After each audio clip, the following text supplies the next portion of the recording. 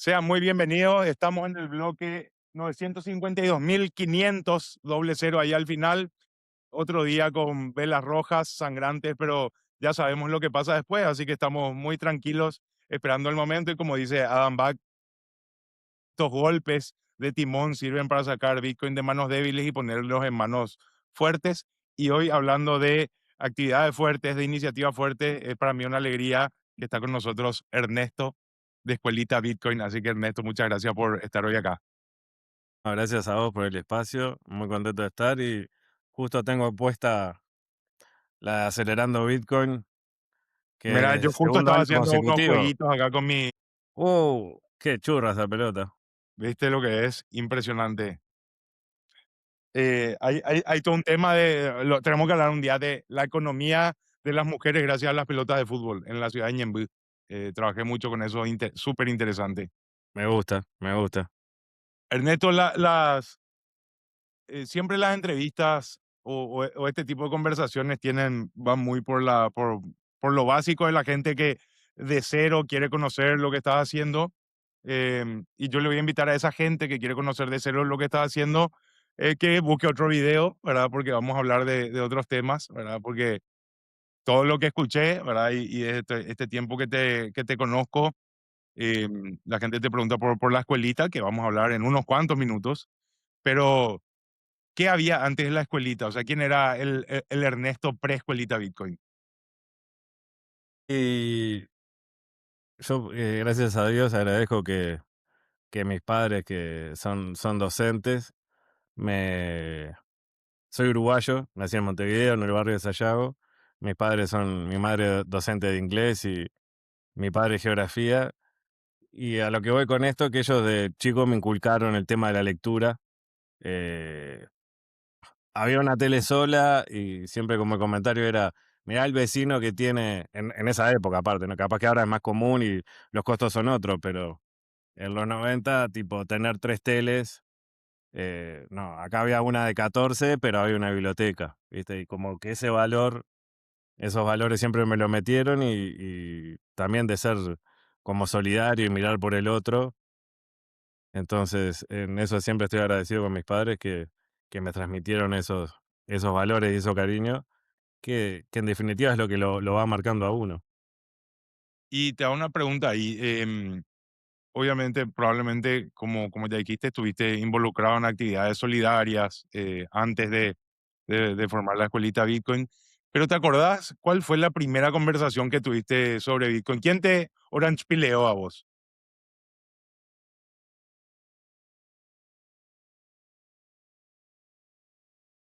En parte medio solo, pero te puedo decir que un quiebre importante fue cuando un amigo que se llama Agustín de Uruguay, le mando un saludo, me pasó uno de los libros de Andreas Antonopoulos, El Internet del Dinero. Z me partió la cabeza porque me dio realmente argumentos pesados de nivel que vos decís, está, ahora sí estamos hablando en serio y realmente fue lo que me metió esa pasión fuerte, que no es lo mismo que leer como artículos sueltos o mirar videitos, cuando lees un libro y más que Andrés Antonopoulos, lo interesante, que nosotros ahora somos privilegiados que podemos leer libros de gente que ya la masticó, se rompió la cabeza y nos los da. Igual siguen siendo difíciles, pero masticados. Pero Andreas, cuando escribió los libros sobre Bitcoin, partía de nada, partía de lo que él sabía de conocimiento, de estudiar, y crea un primer libro tratando de eso, bajártelo a tierra a vos. Y nosotros tenemos el privilegio de ya tener un montón de contenido que nos da masticadito lo que es Bitcoin. Pero ese tipo se tomó el desafío de hacer esos primeros libros explicando todo lo que es para, para nosotros y me abrió muchísimo la cabeza y también el libro de Saifedean Ammous también me partió la cabeza. Y yo creo que a mí también, yo soy estudiante de historia, y la historia siempre me apasionó, me encantó, pero creo que como mucho, justo la historia del dinero no era algo que nos llamábamos la atención. Y gracias a Bitcoin, amo la historia del dinero, me encanta y la importancia que tiene, ¿no? Porque a veces como que el dinero también tiene esa connotación negativa, a veces, y como que no le damos tan importancia o le hacemos una asociación negativa, cuando en realidad es un instrumento que para la humanidad hizo que explotaran un montón de cosas y que nosotros progresáramos a nivel civilizatorio, que es extraordinario y es de una de las cosas que eh, ha logrado hasta la paz en muchas circunstancias, más que algo negativo. No, y ahí es súper interesante lo que decís, porque, y me acuerdo, yo estuve en Uruguay también en primaria, en escuelas públicas, y me llamó la atención una materia que tuve que nunca más la tuve en mi vida, astronomía. Se llamaba Fernando Castells, mi profesor, un personaje. Y después, claro, en la clase de historia, que también me acuerdo de astronomía, historia y biología, mi profesor Gerardo Diano, que es DT de equipos de fútbol amateur, así que se llevaría muy bien contigo.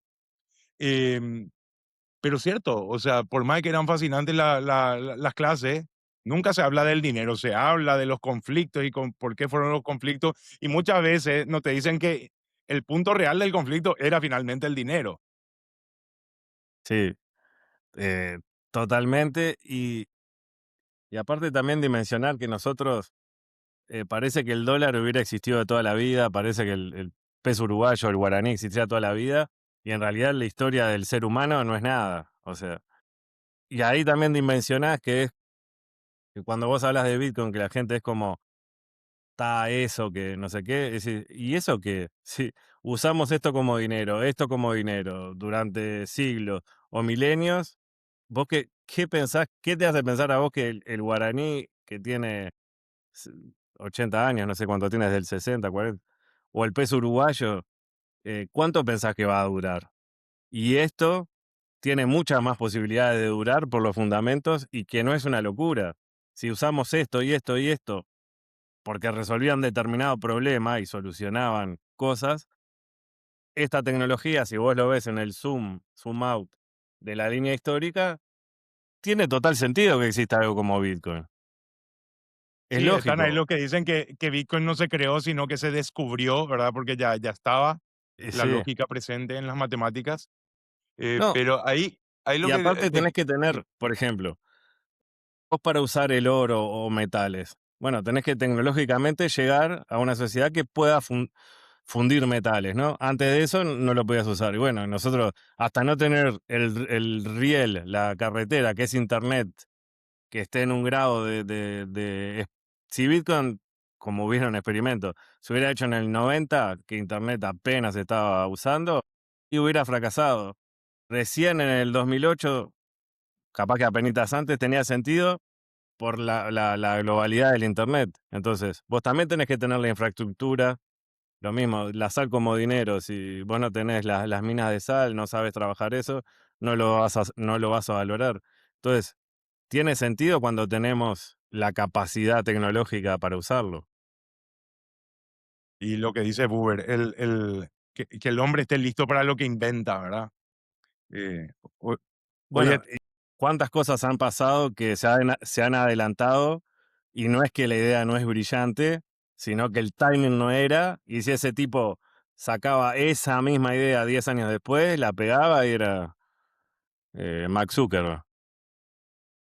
y entonces, bueno, estabas estudiando historia y trabajabas en algún lugar Sí, sí, tra- toda toda la la vida vida, trabajé. precisamente. No, a veces piensan, bueno, sí, estos terminan en Bitcoin porque son de familia acomodada y así somos todos divinos. No, no, al contrario.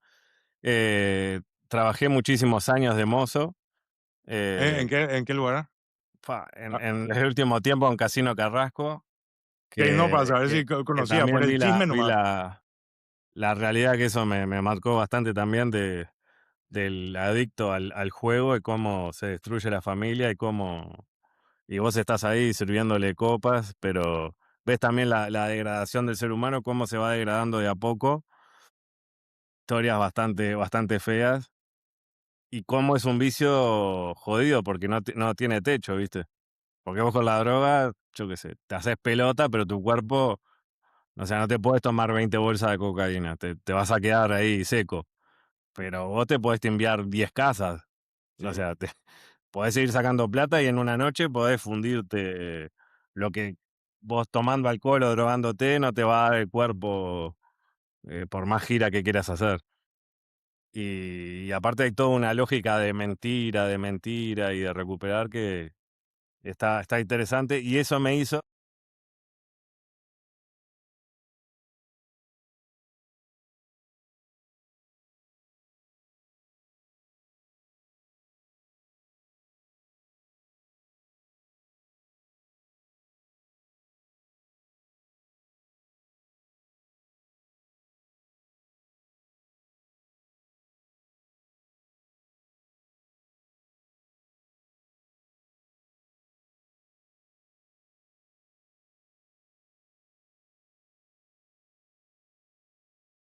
Y eso me hizo hacer un viaje, en estas cosas que me preguntabas de lo solidario. También, las cosas solidarias, yo participaba en la Iglesia Católica haciendo lo que se llama, no me sale ahora, que es la parte como de Monaguillo. servicio humano y de trabajar con gente en la calle, con viejitos, con un montón de cosas. Tuve la experiencia de ir un viaje al Amazonas con médicos y enfermeros al interior de las Ilias do Marajó, que es la línea del Ecuador. Es en el estado de Pará, la desembocadura del río Amazonas que sale de Perú, desemboca en el océano, y hay un montón de islitas. Entonces fui con médicos y enfermeros, que yo no era ni médico ni enfermero, pero sí tenía experiencia con la gente. Y, y bueno, estuve en mi licencia en este mundo que es hermoso de pueblitos sobre el agua, que si querés ir al almacén tenés que ir en botecito. Y conviví con ellos, fue una experiencia hermosa. Y eso me hizo querer volver a estar con ellos. Y volví a Uruguay, seguí trabajando y viajé, empezando la pandemia. Llegué a Brasil justito antes que se desatara la pandemia. A lo que voy con esto, no me quiero extender, que a la vuelta, cuando necesitaba volver a trabajar y con el tema de la pandemia estaba complicado, empecé a buscar trabajo virtual y ahí me choqué con todo lo que es las criptomonedas. Y, o sea, toda esa situación me llevó que capaz que si hubiera seguido la vida normal en Uruguay, no sé si hubiera tocado eso, hubiera seguido trabajando y no me hubiera llamado la atención. Aunque hace tiempo venía viendo cosas, pero no las entendía, ¿no? Veía en RT a Max Kaiser y me acuerdo ver a Bitcoin a 11.000, pero no sabía que se podían comprar fracciones. De 5.000 a 11.000 lo llegué a ver y yo decía, pero con esa plata me compro un auto. Pero sí sabía que podía comprar $100, pero bueno. No, el interesante es cómo llega y siempre la pandemia fue un gran catalizador de Bitcoin, ¿verdad? La gente estaba encerrada, con muchas cosas muy feas, otras buenas, pero sí, yo creo que fue, la gente tenía tiempo, se aburría ya. Si veías Netflix, viste todo lo que podías ver en Netflix y después y después estaba también la parte no tan simpática de que se empezó a pasar mal, la gente no tenía ingresos, no se podía salir y creo que ahí empezaron a buscar este dinero eléctrico de internet, ¿verdad? O sus derivados o cosas similares, y creo que eso hizo que la adopción crezca. Me tiraron el número alguna vez, pero no lo recuerdo, pero sí, Bitcoin ayudó mucho. Y por eso se entiende el caso de Argentina y el caso de Venezuela, ¿verdad? Que siempre digo que esos son los casos de éxito de Bitcoin, no tanto El Salvador. El Salvador es por otras cosas, ¿verdad? Pero la adopción en contextos de crisis es natural, ¿verdad? ¿Por qué? Porque uno dice, hey, se está quemando mi dinero, tengo que salvarlo, ¿verdad? Es como se está quemando tu casa, tenés que tirar un balde de agua. Y así descubrieron Bitcoin y así llega. Y cuando, después de Una esta cosa que te travesía, quería decir con esto que estamos hablando del trabajo. Yo de los 18 años también trabajé en otras cosas, en fábrica, en metalúrgica, en cosas de cuero, vendedor, pero después trabajé muchísimos años de mozo, barman, en eventos. Y a lo que quiero contar con eso, yo ahora tengo 38 años y estamos en 2026. Y yo o sea, sí me gustaba, se me dio a los 18, 19 que empecé a hacer eventos. se me fue dando eso, pero no era algo que me apasionaba. Era, bueno, tengo que trabajar, pagar las cuentas y es lo que va. Y bueno, siempre tuve inquietudes, siempre fui autodidacta, siempre hice así cosas solidarias, como decís. Y ponele que hace muy pocos años estoy pudiendo vivir de esto que me gusta. No tengo 60 años tampoco, ¿no? Pero no es tarde tampoco. A veces te llega cuando menos lo esperás y capaz que estás 20 años trabajando de algo que no te llena y lo haces porque, bueno, está por costumbre, porque no te queda otra que trabajar.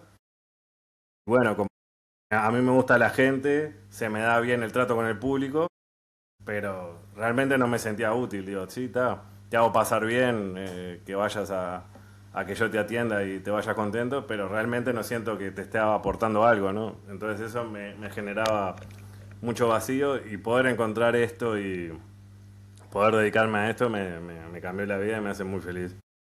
Y ese también mensaje para todos que no es que tenés que ser, o sea, ser un mozo, o sea, no tenés que ser nada maravilloso, sino es como eh, empezarte a enfocar en lo que te gusta, estudiar y meterle y hacer que yo en mi caso me fui abriendo camino solo, digamos. Esto de empezar a enseñar así es medio que me lo inventé entre comillas. Se fue dando.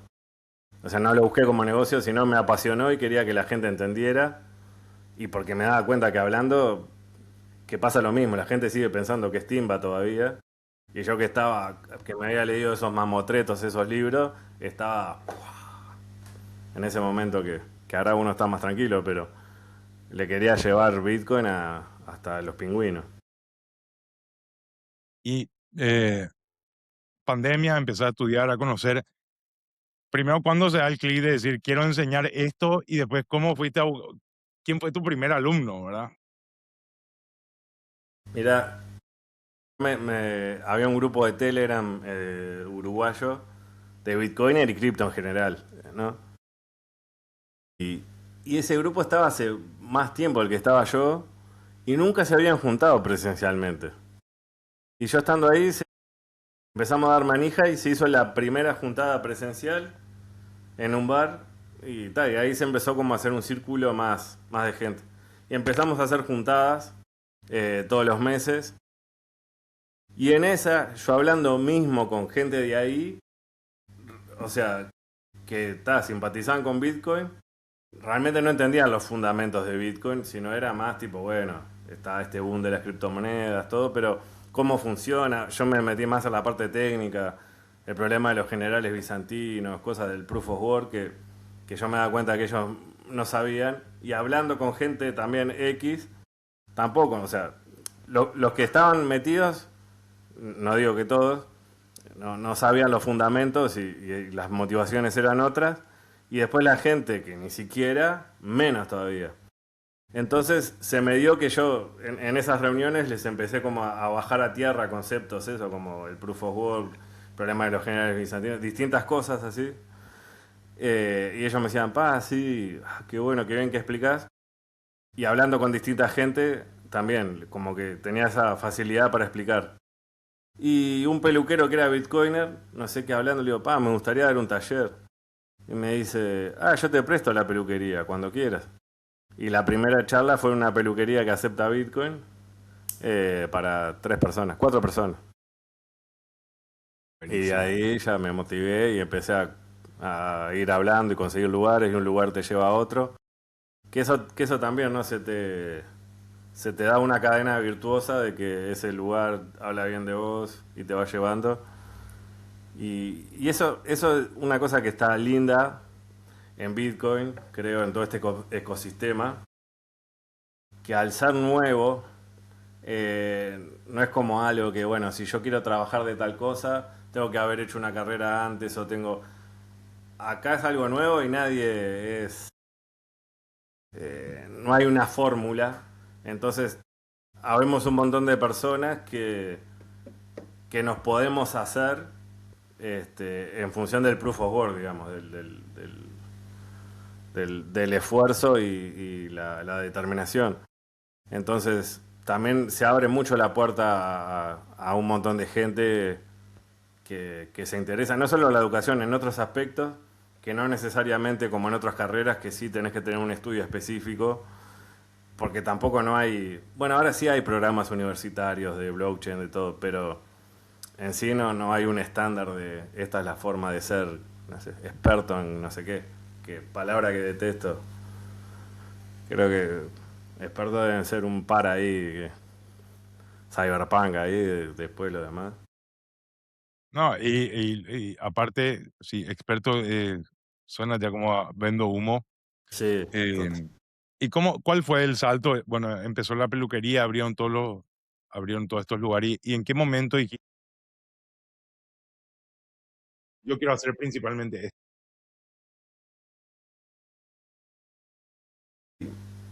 lo que pasa es que también yo me daba cuenta que empezaba a hacer talleres presenciales en Qwork, en cosas, y, y no hay nadie haciendo eso.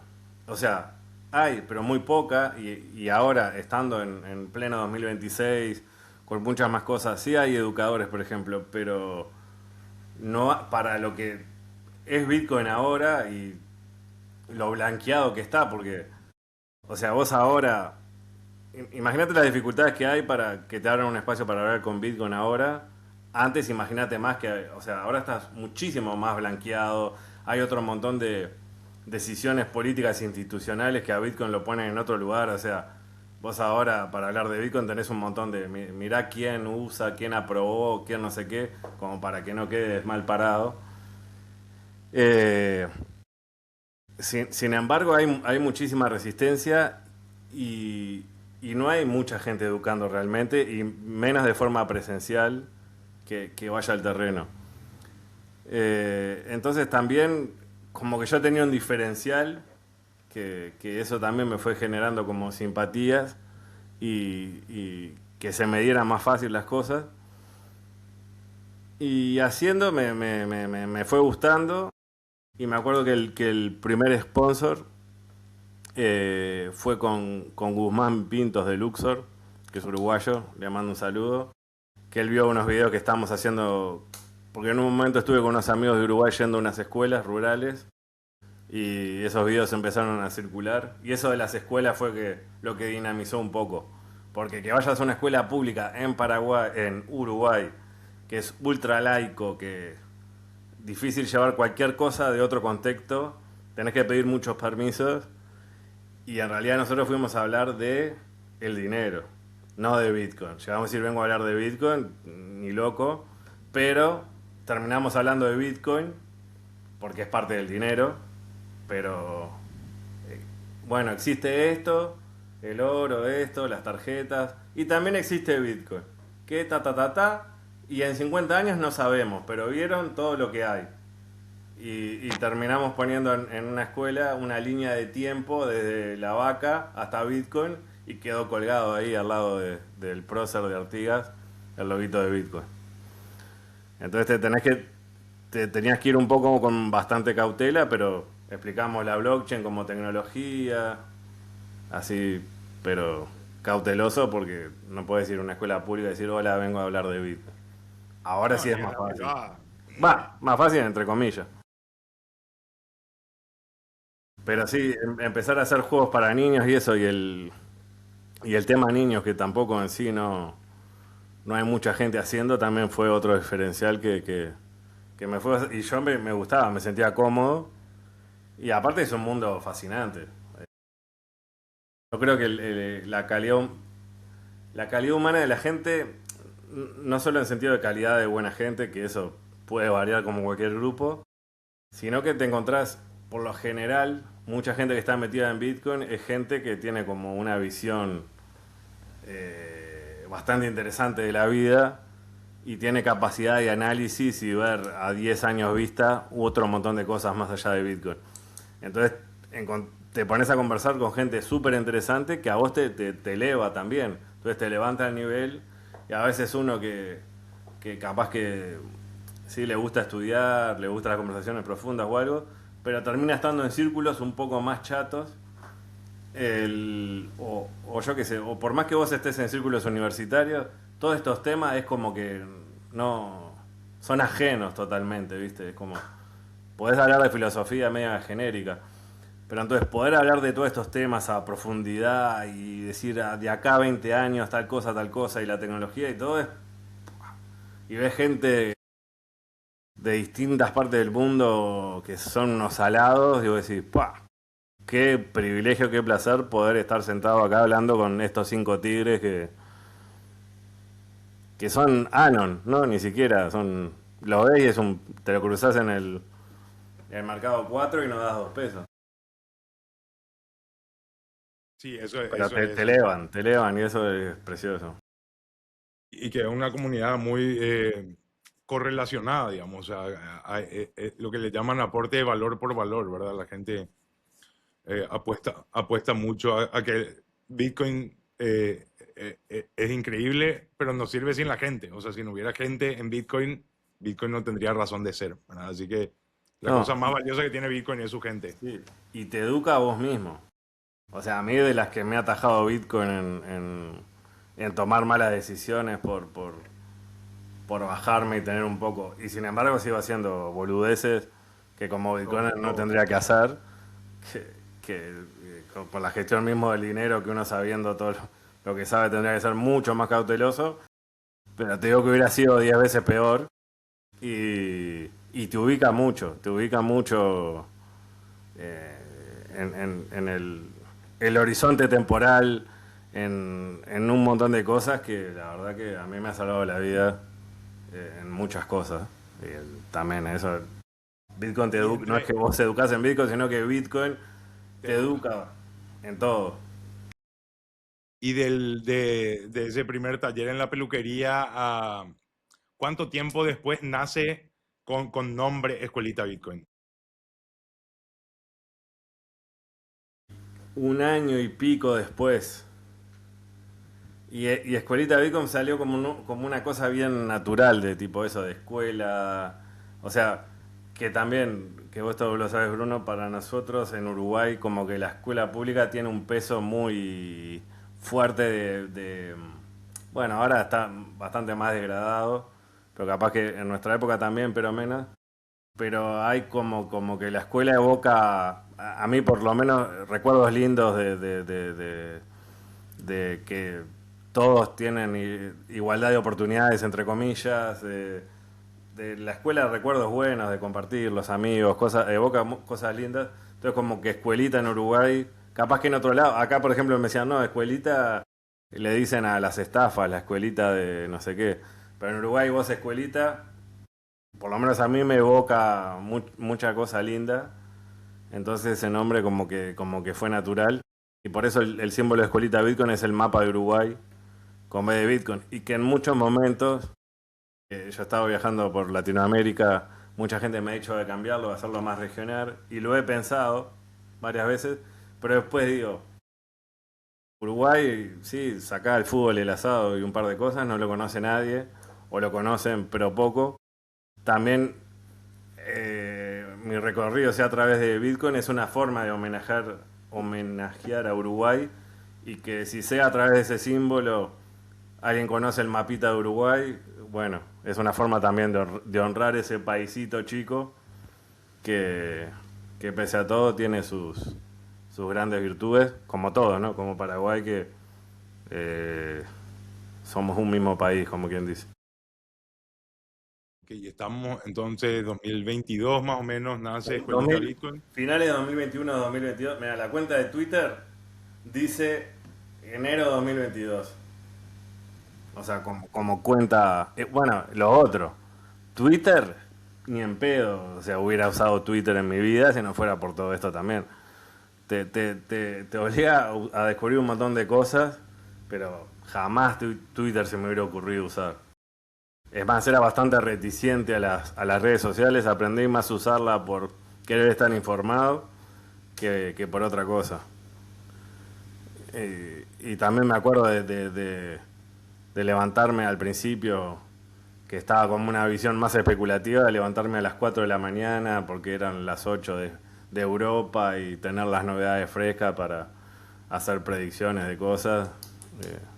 Muy gracioso también.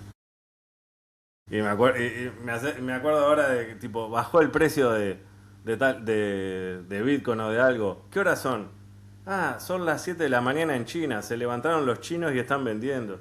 Me acuerdo de esos razonamientos que era medio cualquiera. Bueno, ahora con el contexto del petróleo, más o menos dependiendo de la hora del estrecho, pasan cosas, ¿verdad? Pero no pasa con Bitcoin realmente. Pero es un mundo que es una locura y lo vivís también con mucha adrenalina todo, ¿no? Ahora uno está más sosegado, pero al principio es todo un descubrir y es un mundo, un mundo de cosas y pa, qué locura todo este mundo. Y un poco lo que hablaba, y qué bueno, entre comillas, que tener razón en algo, ¿no? Decir, bueno, venimos hablando de esto y al final se viene cumpliendo lo que venimos diciendo. Está bueno pegarle en algo, en la vida, ¿no? Decir, bueno, mira, al final, yo qué sé. Se le dio en Ok. algo. No, y aparte, justo no me acuerdo con quién lo hablaba, pero hace 2 o 3 días, eh, la gente respeta mucho, aunque no entienda a la persona consecuente, ¿verdad? O sea, porque si vos apareces un año vendiendo Bitcoin, al otro año estás vendiendo alguna shitcoin, al tercer año estás vendiendo Herbalife, al cuarto año estás vendiendo esos closers de estas cosas que hay en el mundo digital, como que decía, bueno, hace changas todo el tiempo y está buscando la próxima changa, pero cuando hace 5 o 6 años hablas de lo mismo recurrente, cuando está a 100.000, cuando está a 16.000, cuando está a 7.000, y ahí la Bueno, gente ya te respeta un poco. y tengo un par de anécdotas con eso, de eso mismo, ¿no?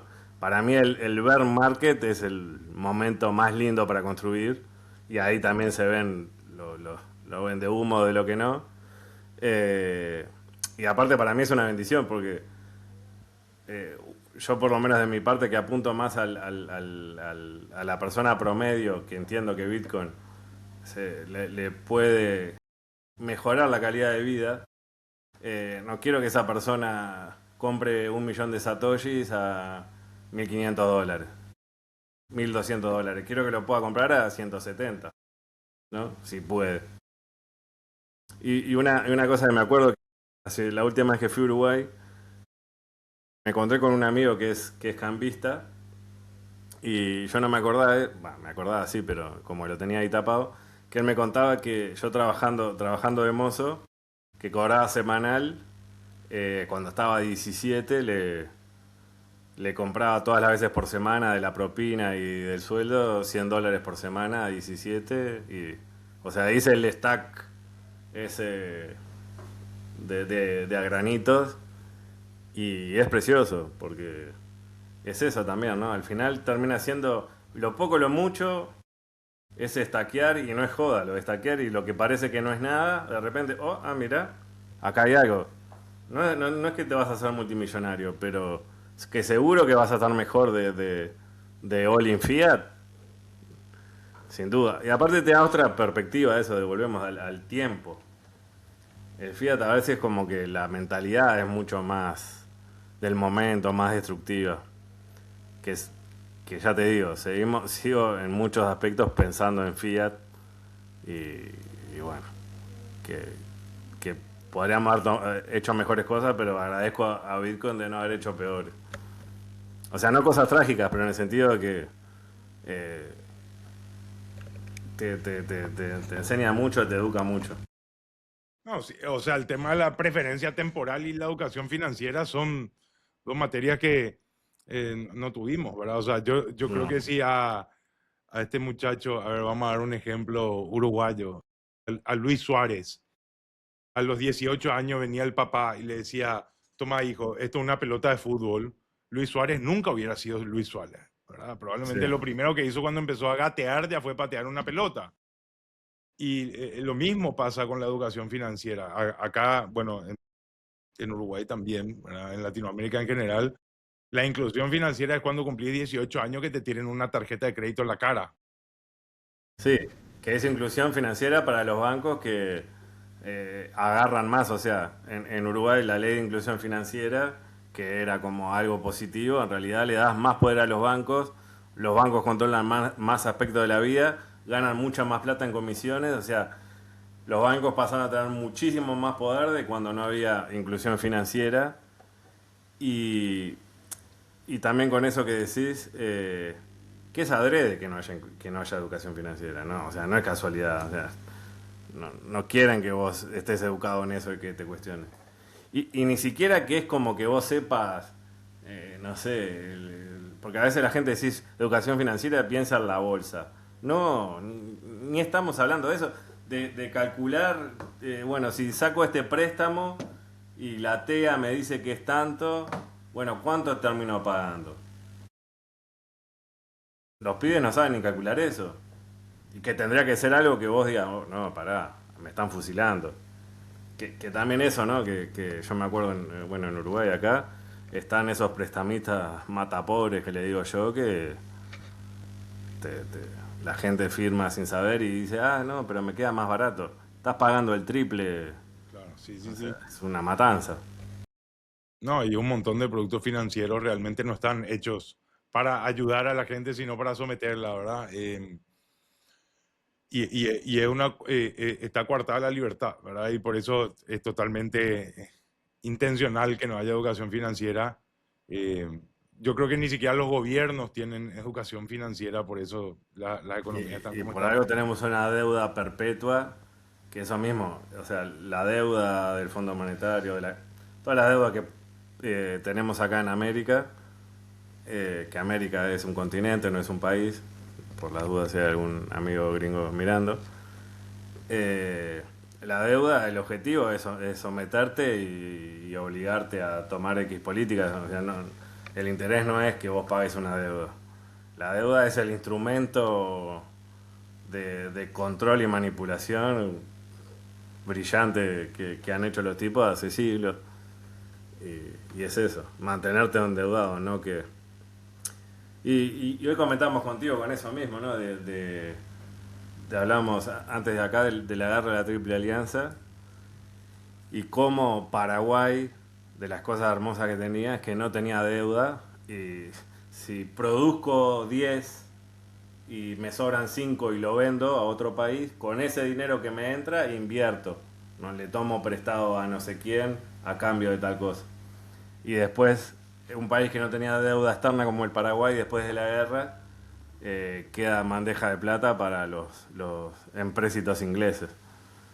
Entonces, No, bueno, hay un libro brasilero que se llama, creo que se llama A Guerra do Paraguay, y en la introducción dice algo genial, ¿no? ¿Verdad? Que siempre me acuerdo que dice, el gran problema que tuvo Paraguay es que se estaba convirtiendo en un mal ejemplo porque hacía las cosas bien. tal cual. Que hagamos, hagamos guerra, rompamos No, al que funciona. y si vos mirás en ese Paraguay, el tema de las tierras y la gente comían, todos comían, o sea, había una base alimentaria y educativa mínima asegurada, y que vuelvo a lo mismo, que no, porque era comunista, no tiene nada que ver, y a veces la gente como que quiere descalificar con eso cuando el proyecto de mercado libre supuesto de Argentina, Inglaterra y Brasil, un mercado libre a cañonazos, y vos imponiéndole el otro, ¿qué mercado libre es ese? ¿Cuál es la libre competencia? O lo haces a mi manera o te masacro el 60% de la población. Entonces a veces como que se distorsiona mucho y se pueden hacer las cosas bien. No, ayer estuve en una reunión, digamos, interesante sobre la IA y decían de regular la ética de la IA y un montón de cosas que es cierto, tiene que pasar, pero o sea, yo tengo que ser primero una persona ética para hacer ética de IA, ¿verdad? Y lo único que yo dije fue que la igualdad de condiciones es muy importante, porque si los pueblos originarios y nuestros indígenas hubieran tenido también escopetas y armas, probablemente los españoles no hubieran tomado América, ¿verdad? Estábamos hablando de armas de fuego contra flechas, y no hay igualdad de condiciones. Y ahora que dice que vienen organismos internacionales a decir, no, no, pero ustedes tienen que hacer un marco normativo para ética de la IA. ¿Por qué lo tenemos que hacer nosotros si no lo están haciendo otros, ¿verdad? Aparte, cuando vos sos insignificante, lo que quieren hacer es que vos te vayas a cero. Si vos sos el 1%, para no amenazar si seguís creciendo, quieren que te vayas a cero, ¿verdad? O sea, por eso la descarbonización de América Latina. Sudamérica es una de las partes menos carbonizadas del mundo, pero vienen millones y millones de dólares para descarbonización de América Latina cuando en Europa todavía hay 35.000 vuelos por día. O sea, No, y el mismo que te dice eso va en un jet privado para dos personas y que nosotros usando el ómnibus, el colectivo a gasoil a tope, no llegamos a consumir en un día 500 personas que usan ese transporte, gastamos menos que esa única persona. O sea, ¿quién es el que está per cápita haciendo más daño al ambiente? Si nosotros que vamos a trabajar y que vos que vas en el avión privado nos decís que nos bañamos con agua fría. No, y con eso mismo también el tema de la IA es, tenemos que partir de quién la entrena. Entonces, ¿qué ética si ya la IA no es neutral y no es que tiene un montón de información de todo? No es neutral. Y una cosa que estabas mencionando que justo vi ayer te lo voy a leer rapidito. A ver.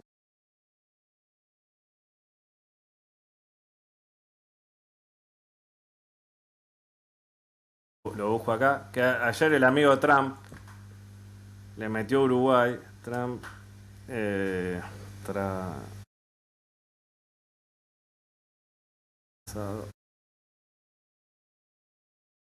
¿Cómo? Volvemos a lo mismo, ¿no? Hablamos de libre comercio, pero es libre comercio cuando me sirve a mí. Cuando es a vos, te pongo un monopolio. El gobierno de Trump culminó una investigación a 60 países, incluido Uruguay, y le impuso aranceles a las importaciones de 12,5 basado en que recibimos materiales de trabajo esclavo. Que creo que Uruguay es de los países que debe tener de los estándares, no sé, pero bastante alto en eso. Y lo que menos te puedes imaginar que debe ser en términos legislativos laborales, tiene más leyes laborales que no sé quién. Debe ser de los lugares más regulados. Para que le vengas a meter un arancel de trabajo forzado, o sea, creo que había un antecedente en la historia. No quiere decir que debe haber como en todos lados. Pero se usa, como vos lo decís, lo del carbón. Esto, no, por trabajo forzado te pongo 12%. ¿Qué me hablas? ¿Cuántos mexicanos tenés ahí a $1 sacando tomate? Porque después también hablamos de la inmigración, bla, bla, pero ¿qué negocio todos los mexicanos sacándote frutilla por 2 mangos? Te viene divino. Tan mala la inmigración, pero es funcional a lo que vos querés hacer. que hasta hay una cuota válida de no legalizar a esas personas, porque obviamente no entran al sistema económico, no hay que tributar sobre ellas, se le puede subpagar, porque entre comillas le estás haciendo un favor, y ahí está. Y O si sea, no, y si no te este es un llamo al motor aire. económico. Sí, aceptá esto, trabajá más horas o te llamo a la migra. Hoy es el motor, hoy es el 35% de su economía, ¿verdad? La fuerza de trabajo latina, ¿verdad? Eh, Y ahí tenés. un numerito. En ciudades que se llaman Los Ángeles, no de Angel. No sé de The quién es. Angels. Entonces. Ernesto, ¿y cuándo llegaste a Paraguay? Mira, yo en Paraguay vine hace 11 años, no, 12 años. Vine con mi padre y unos amigos de mi padre a conocer Paraguay. Porque, bueno, también ellos son ingenieros agrónomos, aunque terminaron haciendo docencia, como te decía, de geografía e inglés. Entonces conocían gente del campo acá y, y vinimos una Semana Santa a recorrer Paraguay y conocer comunidades campesinas, que para mí era totalmente ajeno, es otra realidad. Que Uruguay hay más una cultura de peón rural, no hay esas comunidades como acá campesinas y que tenés el guaraní, tenés todo un modo de ser y hacer que para mí era totalmente desconocido y que creo que mucha gente sí sabe que se habla guaraní o quechua en Perú o aymara o lo que sea, pero realmente creo que hasta que la gente no viaje y si viaja al interior, no dimensiona cuán importante es eso, ¿no? Nosotros pensamos que de la punta de Argentina hasta México es todo español y habrá unas cositas chiquitas que hablan otro idioma, pero en realidad no. O sea, en Paraguay, gracias a Dios y gracias a las madres eh, que mantuvieron el idioma dando de mamar a los niños, que el guaraní no es un idioma más, es el idioma y me pone orgulloso que esté tan fuerte ese idioma, ¿no? Uno piensa que sería algo marginal de algún sector indígena ahí perdido, pero sino que es un idioma, si bien no es el mismo guaraní, es un yopará, es mezclado, que es inevitable, y está bien porque la lengua evoluciona, y te vas al interior y no te hablan casi nada de español, y te hablan guaraní, entonces yo quedé fascinado y conocí una escuela agrícola que era supuestamente para campesinos que aprendan a cultivar y hacer proyectos para no tener que ir a la ciudad, vender su hectárea, que sigue pasando, muchos ojeros brasileros te van cercando con la soja, entonces te dicen, bueno, vende tu hectárea a X precio barata o te la pagan bien, pero vos que tenías 10 hectáreas, 20 hectáreas, está bien, te dan plata, te vas a Asunción a vivir, te la comes, te compras la heladera, la moto y después, en el mejor escenario, a trabajar en el BIG, en el peor escenario, a, a meterte a la falopa y las villas miserias. Entonces la idea de esa escuela agrícola era tratar de que los pibes se quedaran en el campo. eh, y bueno, fui a hacer una experiencia y estuve un año estudiando en esa escuela y me interné ahí en Oliaris, en Alto Paraná. Y ahí viví en carne propia que si no aprendía algo de guaraní no iba ni a la esquina. Y ya te digo, toda una cultura comunitaria que es eso, que decir, bueno, esto que es campesino, indígena, capaz que mucha gente, vos en Paraguay o en América, de rasgos son indígenas, pero culturalmente son campesinos, que es otra cosa, que a veces como que el que no tiene esa vivencia no lo entiende, y, y es muy hermoso, y te enamorás de esa tierra roja con ese contraste, con ese verde, que es una hermosura, y la cultura, y muchas cosas. Puedo contar mil cosas, pero que es precioso, la comida, ni que hablar, la gente, las chicas preciosas, las paraguayas, que por suerte estoy casado con una y tenemos un hijo paraguayo, así que mezclamos la sangre, feliz. Y bueno, de eso ya me marcó como algo, un recuerdo positivo, después yo volví a Uruguay y seguí trabajando en otra. Y cuando yo empecé a hacer talleres, que empecé a viajar por Argentina, por el norte, me fui a dar un taller al Chaco con el amigo Joy, pero te estoy hablando hace como 3 años. Y en eso que digo, paso por el Chaco, nunca más fui a Uruguay, a Paraguay, es la excusa para pasar. Estaba en Mendoza, que había ido a dar unos talleres, y digo, ya que tengo que ir al Chaco, voy a Asunción y bajo. Al Chaco argentino, que también existe. ¿eh? Y ahí fui por Asunción y me junté con Nelson, que le mando un saludo, que veníamos chateando por Telegram y fue como el primer bitcoiner paraguayo que me crucé y salimos de caminata y enseguida congeniamos. Y al tiempo vine a hacer actividades acá y me fui quedando y me gustó, pero lo que pasa es que yo ya también tenía como ese recuerdo positivo y como que esa cosa como de revancha positiva, decir, yo vine acá a hacer una experiencia en Paraguay de esta manera, conocí una cosa, pero bueno, ahora quiero como también vivirlo desde otro lugar y como reconciliarme con ese Paraguay que yo viví desde otra cosa, entonces como que también quería curtirlo, porque una cosa es hace 10 años y sabiendo que también que yo conocía la cultura, que realmente la quería, entonces como que sentís que lo puedes aprovechar mucho más, ¿no? Y que y bueno, me fui quedando y me quedé. ¿Y que, cómo llegaste al Hogar Guadalupe? Bueno, también eso.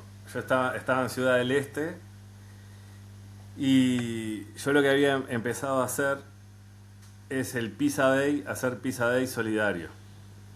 Entonces, en Ciudad del Este tenía un amigo que también lo mismo, en Franco,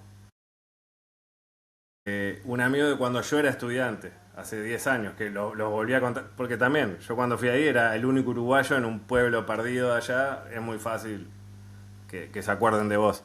Entonces yo también cuando volví a Paraguay me reencontré con ex compañeros y la familia que ellos te presentan como el uruguayo y enseguida con la familia congeniás y tenés buen vínculo y te seguís manteniendo te seguís escribiendo y eso. Entonces me junté con este amigo que era de Franco y le pregunté de lugares para hacer alguna actividad y está el hogar Las Tías, que también es un orfanato y el padre es pizzero, entonces es panadero en realidad.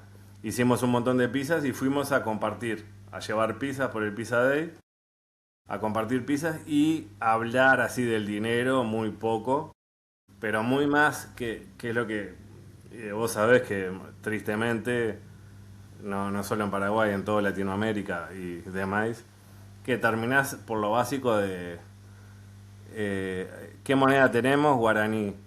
Y en Brasil, ¿cómo se llama la moneda? Real. Y después, y ta. Y después de Paraguay limita con Bolivia, con Brasil, y más arriba, ¿qué hay? Y ya, Estados Unidos. No, mira, está Perú, está esto también. Entonces terminás hablando cosas muy básicas. Y también yo llevo billetitos de mentira. Y bueno, hacemos matemáticas básicas. Bueno, si esto sale 20.000, si esto sale 15.000 y yo te doy 20.000, ¿cuánto me tenés que dar de cambio? Y vas con esas cosas y de a poco vas metiendo Bitcoin. Entonces, en hacer cosas en hogar las tías, después vine acá a hacer una actividad con Casa Cuna. Entonces se vuelve todo lo que yo digo, una cadena virtuosa. Lo mismo que hacíamos con las escuelas. Nosotros, cuando enseñamos en escuela, fuimos muchas escuelas rurales en Canelones. Y que si vos te ibas con la autoridad central de Codicen, por ejemplo, te iban a mandar a pasear si querías ir a hablar de Bitcoin, pero la directora que tiene cierta autonomía te recomendaba con otra directora y ibas y así podías hacer un montón de escuelas. Y esto es lo mismo. La del orfanato, la del hogar, te decía, sí, vas a estar en Asunción, anda a tal lugar. Y yo al hogar caí por recomendación del hogar Las Tías y fui que quería dar un taller sobre el dinero. Pero también una cosa que yo cuento que para mí es preciosa, que yo para lograr dar una charla, como había mucho escepticismo, yo quedaba, por ejemplo, bueno, voy a ir el miércoles a las 5, vengo a dar un taller, sí, sí, vení. Llegaba y estaban todos en cualquiera, los niños, todo un descontrol. Y no podía dar el taller, terminaba jugando con ellos y hablando cosas cotidianas. Y terminé yendo como 5 veces antes de poder dar un taller de verdad. Y eso que creo que me parece que también es ese el camino diferencial de que el mundo no es como te gustaría ser, sino como es. Entonces vos no podés, o sea, podés decir, bueno, está, la cuarta vez que vengo ya piró, ¿no? Que no me desgasto acá. No, pero vos también sabes cuál es la realidad y cómo es la situación y uno apuesta. ¿Que te vas a frustrar? Sí, pero bueno, y esa es la forma de cambiar las cosas, involucrarte y que es un proceso largo en el tiempo y capaz que decir, pero estoy hace 2 años acá, ya tendríamos que... No, los procesos son otros y está bien transitarlos, o sea, es una elección, ¿no? Pero yo elijo transitarlos y sé todas las... Y también me curé de estar en distintos lados, de frustraciones y darte la cabeza contra la pared con la gente y también ver de que muchos supuestos que vos asumís, la gente no los tiene de conocimiento. Te voy a dar un ejemplo que a mí me marcó bastante con los indígenas Pilagá, que son del norte de Formosa, que estuve con ellos un mes conviviendo. Yo decía, el tema de la unidad de cuenta en SAT, ya fui asumido que se le va a complicar, ¿no? A todo el mundo. Y yo veía que, no le embocaban, no le embocaba. Yo decía, ¿qué está pasando acá que cuesta tanto? No, porque la billetera estaba en dólares y en SAT. No sabían leer dólar. Vos decís, Argentina, que el dólar es algo que no es ajeno para nada, que es un relojito en la cabeza de la gente y que todo el mundo, un argentino promedio, tiene esa conversión en la mente. No sabían leer el dólar y no era el problema de la unidad de SAT, es que no estaban entendiendo lo otro. Y vos decís, cómo uno da por sentado cosas y a veces no, ni cerca. Y ahí bueno, haces todo Sí, me este voy por la camino que... rama. No, no, no, esa es la idea. Cómo cambia tu vida con la paternidad? Y que viajo menos, voy a viajar menos. Eh, o sea, no estoy en modo... porque yo metí... Que también lo mismo, ¿no? Yo qué sé, yo mucho tiempo viajé, dormir en colchones, en el piso, en ómnibus kilométricos, en casa de gente. No es que vos te ibas a chetear a un hotel y tenías todo asegurado y vos te ibas administrando y al final te quedas una semana, 2 semanas y la ibas llevando con ayuda de la comunidad también. O sea, no es que, estás viajando, tipo, wow, que me encanta, no estoy diciendo como algo malo. Eh, entonces, que también uno, como que estos caminos uno también arriesga en el buen sentido y apuesta y valora eso, ¿no? El querer estar con la gente y tenés ese tiempo y también tenés esa libertad de poder hacerlo y que si yo me quedaba un mes en Formosa o 3, era un problema mío, digamos, mientras me pudiera sostener. Y bueno, con la paternidad y todo y modo familia, tenés otras responsabilidades que no puedes hacer ese tipo de cosas. Y eso hace que ahora para escalar un poco también, que igual voy a viajar, pero quiero hacer lo que voy a hacer más eficiente en hacer viajes más concretos y ir más al grano y no tanto en modo explorativo y hacer viajes con la familia también, que eso vos me podrás decir que debe ser de las cosas más lindas que Sí, hay. no, no, los últimos 2 minutos no te creí casi ninguna palabra hasta que dijiste viaje con la familia. Yo estoy seguro que cuando Giovanni tenga, apenas Sí. empieza a gatear, ya lo vas a llevar, se van No, a ir todos. y aparte que ni siquiera te tenés que ir lejos, ¿no? Yo creo que entre Paraguay, Brasil, Uruguay, Argentina tenés submundos y subterritorios que es hermoso. La verdad que somos unos privilegiados en este rinconcito de América. Tenemos todo, todos los climas, todos los ecosistemas, los recursos, todo. Entonces, sin irte muy lejos, tenés solo Paraguay, que ya que lo comentamos alguna vez, pero te voy a comprometer este año a ir al Chaco a hacer algún taller. Sí, claro. Tengo una escuela agrícola para hacer taller en el Chaco. Bueno, Ya le he hablado de Bitcoin. 2026 lo tenemos acá comprometido a Bruno. Antes que termine el 2026, no importa cuándo y si es un día ida y vuelta. Aunque ida y No, vuelta al Chaco. no, y te digo, comunidades muy, ni siquiera estamos hablando de las grandes ciudades donde hay mucha gente, Campo 9, Santa Rita, Ah, sí.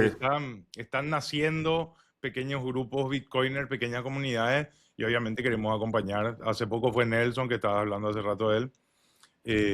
Encarnación sí ya es una ciudad un poco más grande, pero sí, el ecosistema, que era mi siguiente pregunta, así que ya engancho con eso.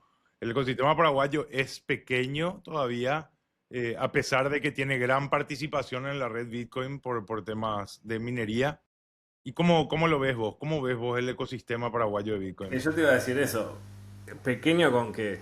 Porque vamos a hablar de Argentina, que es como los popes de Bitcoin y de comunidades y todo. Honestamente, para el tamaño y para la población que tiene Argentina, no es tan grande las comunidades en realidad, objetivamente.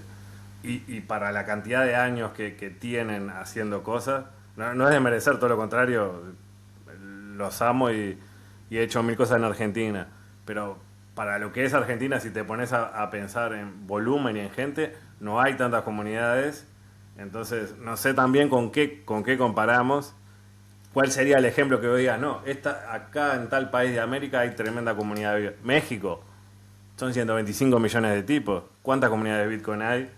Para la población que hay, para hacer frontera con Estados Unidos, que tenés como acceso a otro montón de cosas, que tienen más sentido que vos uses Bitcoin, Stablecoin o lo que sea para mandar para allá. Yo creo que está muy bien y no sé contra qué nos comparamos. Brasil mismo, 220 millones de tipos y cuántas comunidades reales hay. No, yo creo que para vos está haciendo un proceso precioso y también creo que lo hemos hablado también, como da lástima como que siendo todas las condiciones favorables, el gobierno sin hacer nada, se dan muchas situaciones que hacen que Paraguay converjan muchas cosas que lo hacen, que es un lugar súper propicio para Bitcoin. Y como si pondrían un poquito de voluntad política, esto sería el Bitcoin Hub por defecto de América seguro. Y sin embargo, yo creo que lo está haciendo de a poco. Y bueno, y hay... Proactivamente todo lo contrario. ¿Eh?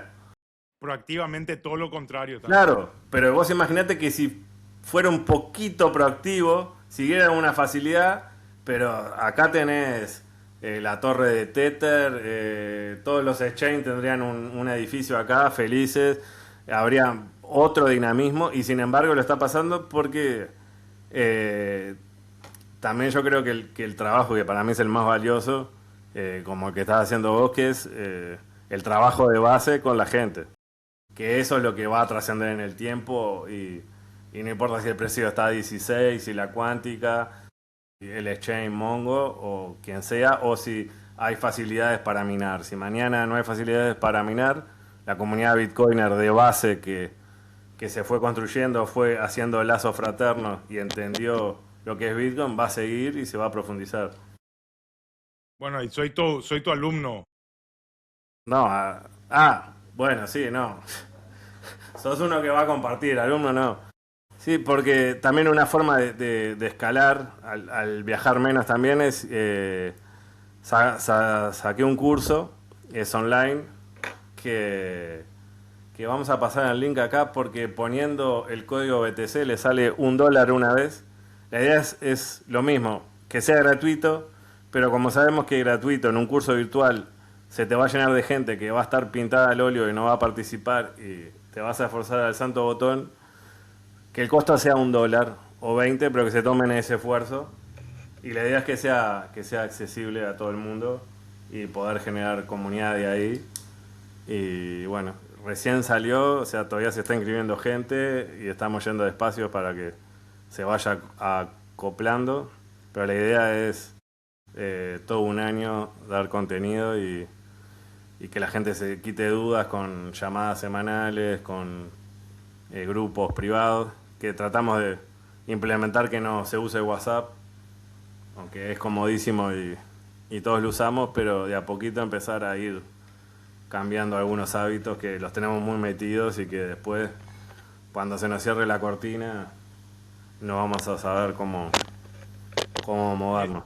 y esto es una vez por semana una clase online, digamos, en vivo. Sí, mira, son, son por módulos que a partir del viernes de la semana que viene se van a empezar a subir semanales, porque se están anotando gente todavía y queremos arrancar con un grupito que si bien las clases son grabadas, entonces te puedes anotar cuando quieras, tenés las clases grabadas que se van a subir módulos una vez por semana. Tenemos un grupo privado para preguntar dudas y construir, porque tampoco es que vengan me pregunten a mí, sino que entre todos nos vayamos aprendiendo y nos respondamos. Y vamos a tener llamadas grupales por Jitsi, que es una herramienta eh, un poco más descentralizada que Google Meet, Zoom, etcétera, para despejar dudas y abordar temas. Y la idea que, si bien van a haber 11 módulos centrales, la idea es que nos vayamos desviando a donde tengamos ganas y abordemos el tema.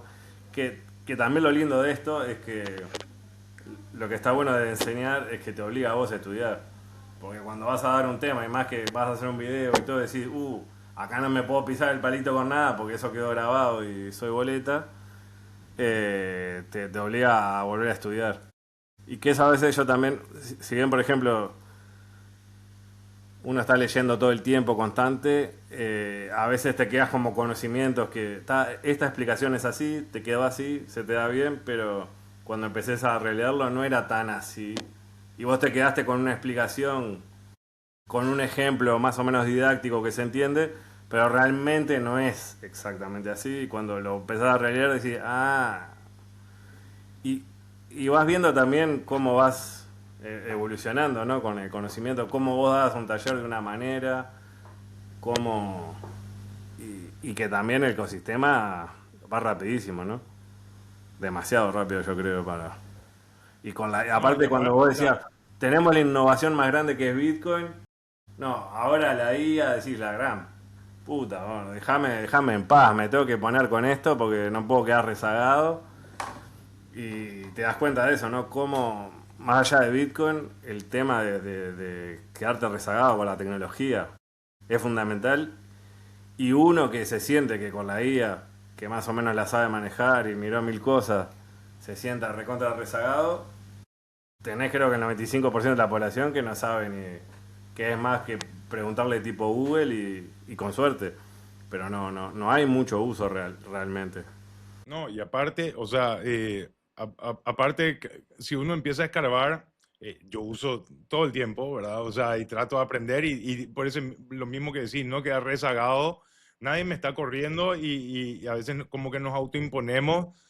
eh, Justamente en esta reunión que te comenté que tuve ayer, sacó una persona de un organismo multilateral un estudio que casi 47% de las personas de una encuesta que se hizo en Estados Unidos, México y no me acuerdo del tercer país, usan la IA como terapeuta. Eso habla mucho de cómo estamos como sociedad, ¿no? ¿No? Y que las suscripciones en Estados Unidos, cuando salió el chat GPT, que le podés hablar y te responde hablando, subió no sé cuánto las suscripciones, porque la gente lo tenía de psicólogo, lo tiene de psicólogo, ¿verdad? Y le empiezan a hablar y, o sea, nunca en la historia de la humanidad estuvimos tan conectados, ahora estamos grabando como si estuviéramos en el mismo lugar, pero nunca la gente estuvo tan sola también. Sí, bueno, mi señora también a veces me putea con eso. Digo, pero si yo estoy en la casa, sí, pero si vos estás ahí con el celular, No estamos, claro. no estás, o sea, ¿qué me importa? Prefiero que te vayas a una oficina y no estés en la casa, trabajes las horas que sea y cuando vengas estás totalmente out. Y por el momento yo tengo la conducta de decir, bueno, de esta hora a esta hora y lo dejo, y después por momentos no la tengo la conducta y mismo, eh, yo qué sé, tenemos hábitos tóxicos con la tecnología y mismo uno que se supone que es más consciente y sabe, por ejemplo, eso de lo de psicólogo. O sea, vos sabés que justo es lo peor que puedes hacer, le estás dando a empresas totalmente gigantescas, todo un montón de información de tus miedos, todo le estás dando todo para que te manipulen de acá a los próximos 50 años hasta que vote lo que quieran. O sea, de todo lo que puedes hablar, estás haciendo todo lo peor y sin embargo tenemos muchos patrones que seguimos repitiendo de seguridad, de un montón de cosas que decimos, tendríamos que... pero bueno. También eso también cuando te dicen, ¿no? No, porque Instagram, todo, el libre mercado. ¿Qué libre mercado? Si es un monopolio de la gran puta, subsidiado por gobiernos que están ahí, o sea, a un pibe común no le va a aparecer una red social alternativa así fácil, o cuando lo de Gmail, no te va a aparecer, usa Proton, usa Tutanota, no, Gmail, y si no usas Gmail no avanzás en un montón de cosas que querés hacer, entonces terminás muy agarrado y estás en ese mismo círculo que son Meta, Alphabet, ahora esto Anthropic y este otro, y son como 5 o 6 circulitos que estás en esa vuelta. No, lo digo Mark Zuckerberg, no es una teoría de conspiración. Instagram nació para ver lo que estaban haciendo tus amigos. Yo, mira qué lindo lo que está haciendo Ernesto, mira lo que está haciendo Rodo, ta, ta, ta. Y hoy dice que ya te muestra el 70% de la información que te muestra es gente que no conoces, ¿verdad? O sea, Sí, como que bueno, fue incluso cortando la conexión con el vínculo real. eh, y te voy a decir un dato más espeluznante, que yo lo pongo en uno de los videos del curso, que hablo de la metadata, y un ex director de la CIA dice, nosotros matamos gente gracias a la metadata. O sea, muchas veces todos tus hábitos, tu higiene digital, que se le dice para hacernos los cosos, dice mucho más de lo que vos escribas, cuándo te conectás, con quién, cómo, qué mirás, qué hora, todo un montón de cosas, tu celular, tu música, todo eso da mucha más información que si te están espiando el mensaje concreto de, ay, te están espiando el mensaje. Sí, pero no necesitan espiarte el mensaje y ver tu conversación. Con toda la arquitectura alrededor, te saben leer todito. Y cada vez vemos que esa información en empresas que han arribado también acá a Paraguay, como eh, tu amigo Peter Thiel, que van a usar esa información para cuestiones bélicas y que cada vez es eso. Una cosa que yo también pensaba, que me reía cuando con esto de, bueno, también la idea es correr IAs soberanas, ¿no? Pero en una estaba usando la IAs chinas y decía, bueno, yo qué sé, no creo que el gobierno chino en este momento me quiera joder, pero sé que Occidente sí me quiere controlar más. Entonces prefiero en algunas cosas hacerla con la IA china que en el momento no tiene intereses políticos contra mí. Pasa como estamos. O sea, parece que los chinos son los demonios del control social y acá, yo qué sé, querés viajar a Estados Unidos y tenés que mostrar las redes sociales, en algunos casos. No, y lo que decían el otro día, que cómo usar la narrativa, ¿verdad? Porque en Sudáfrica esta ley de que no pueden tener menores de 16 años redes sociales, todos estamos a favor de que se proteja a los chicos, pero en realidad la ley no nace para eso, nace porque toda la gente mayor de 16 va a tener que blanquear sus redes sociales, o sea, van a tener todos los datos a esa gente que hoy no accedían, ¿verdad? Esto lo hablaba el otro día Luna con Stark, más control poblacional. Es que el tema de la pedofilia, o sea, está con todo lo de Epstein y todo, o sea, los que se supone que están para protegerte y darte garantías son los que están en el comando de eso. Y lo mismo con el KIC. Vos fíjate que todo el tema del KIC, primer KIC es en los años 70. O sea, todo el tiempo la humanidad se manejó sin KIC, que no se estafaban, no se usaba dinero mal habido. Por supuesto que sí. Entonces el KIC en el fondo es control social cuando los bancos son los más grandes, o sea, las autoridades que te exigen KIC por mover 10 millones de guaraníes son los lavaderos de plata más grandes que están con los carteles de la droga, con todo. Entonces, como que siempre el que te quiere cuidar, aleccionar, como lo mismo decías del carbono, ¿no? La Unión Europea, que, ay, por la guerra de Ucrania, me acuerdo, le hacían, no pongan el aire acondicionado a más de tanto, bañense un minutito.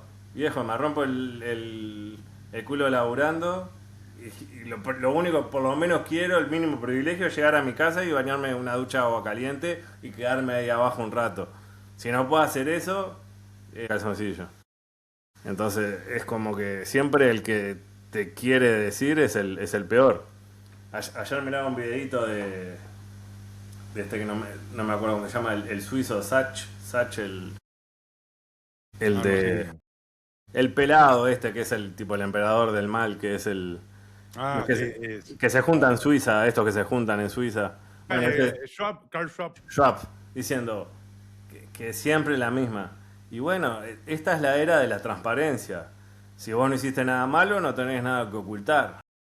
O sea, el tipo más perverso y macabro y antihumano del mundo te quiere hacer sentir a vos que No, claro, no tengo nada que ocultar, pero me quiero cuidar de gente como vos, que lo único que quiere Que también es desangrarme lo hasta la hicieron, muerte. se tuvo que apartar de la organización que creó por unas denuncias de acoso, ¿verdad? No, Sí, sí, sí, buscarlo, por no lo favor. creería, jamás creería de... Como también, Bill Gates. Ah, primero que la historia de Windows es bastante malandro, la historia de cómo él se fue haciendo. Pero sacando eso, vos podés ser un capo en algo, ¿no? Y podés ser un genio. ¿Y por qué? O Messi, anda volando para el fútbol. Pero ¿por qué que sea Tiene un que buen ser buena jugador? persona, o sea, no, no. Claro. O hace que vos en tal tema tu opinión sea más válida. ¿Qué tiene que ver? ¿Por qué hay como un sesgo de autoridad de, este es un capo jugando al fútbol? O este es un capo Elon Musk tirando cuetitos y boludeando. No, y también tiene que opinar de cómo organizar la sociedad. ¿Por qué tu opinión vale más por eso? ¿Qué tiene que ver? Puede ser un pelotudo o un sorete, en este caso. Un montón de personajes siniestros se arrojan el querer arreglar la sociedad cuando son muchas veces el motor de destrucción. Sí, eso es impresionante. Yo sé que estábamos hablando una vez y me defendí algo yo y me dice, mira, yo te voy a decir algo, no porque yo estoy en silla de ruedas soy buena gente, ¿verdad? Porque siempre está ese tema de la lástima o lo que sea. Y me dice, una de las peores personas que yo conozco en esta vida también está en silla de ruedas, ¿verdad? O sea, no, no porque tenemos discapacidad nos hace buena gente, ¿verdad? Exactamente lo mismo, no porque gente, ¿verdad? No todos los bitcoiners son buena gente, muy No, probablemente, es que volvemos a lo mismo. ¿Qué es ser bitcoiner? claro, El sí. que, el que usa y posee Bitcoin o el que lleva la filosofía de Bitcoin en términos de todo esto que hablamos de temporalidad, humble, bla, bla, bla. No sé, ¿qué es lo que define a alguien por ser Bitcoiner? Ya te tiro la pregunta. ¿Qué No, es define que a alguien ser Bitcoiner? o sea, pensemos que volvamos al mundo fiat. Eh, el que usa dólares, que es dollar coiner. No. O sea, pero hay una filosofía del dinero. O sea, la Sí, economía keynesiana tiene una filosofía del dinero, pero no es el que usa el dinero el que habla de esa filosofía. Lo mismo Bitcoin. No todas las personas que usan Bitcoin son Bitcoiners. Eso es categórico. pero por eso, ¿qué es ser Bitcoiner? Volvemos a lo mismo. ¿Y hay una filosofía de Bitcoin o hay ciertos parámetros? Porque también es como que si sos Bitcoiner sos esto, esto y esto, y no sé, creo que y cada vez menos eso. O sea, Bueno, Michael Saylor es Bitcoiner, por darte un no, para mí ejemplo. no. Para No mí sé, no. ¿qué es lo que te hace Bitcoiner? Eh, Tener pero mucho como las Bitcoin. religiones abrámicas, ¿verdad? O sea, de Sí. una misma se desprenden tres ramas, después 20.000 subramas. Sí, obviamente hay Que, casi tantas que te vuelvo ramas de lo mismo. Bitcoin como Podés tener bitcoiners. 20.000 Bitcoin o uno, o sea, no es porque tenga mucho, no es Bitcoiner, al revés. El tema es con qué lógica haces las cosas. Ernesto, te quería agradecer mucho por este tiempo, por lo que estás aportando a Paraguay, por eh, hacer crecer también la comunidad acá, por apoyar en todo lo que pasa, por seguir muy vinculado al hogar, aunque decís que, y que es cierto, en verdad, ellos están impulsando cosas solo ahora, pero saben que siempre cuentan con tu apoyo y que acercaste vos a mucha gente al hogar también y sabe el hogar que cuenta con nuestro apoyo.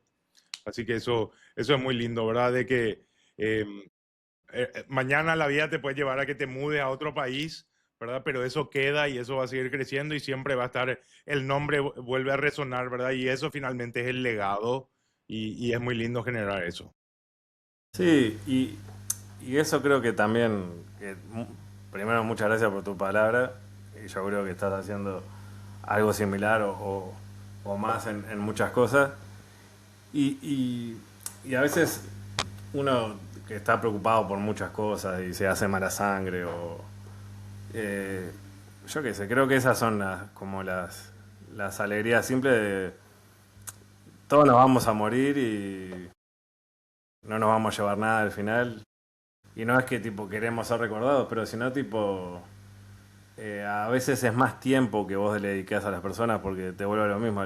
Para ir a enseñar al hogar o para involucrarte es ir con tiempo, con paciencia, darte la cabeza contra la pared y no es un tema de recursos.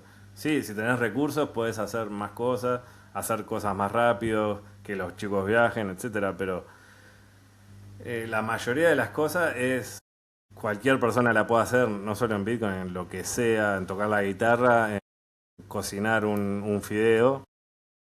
Es poner tiempo y amor y paciencia y creo que ese es lo más importante. Buenísimo. Muchas gracias, Ernesto, y nos vemos seguro ahí a la vuelta. Abrazo.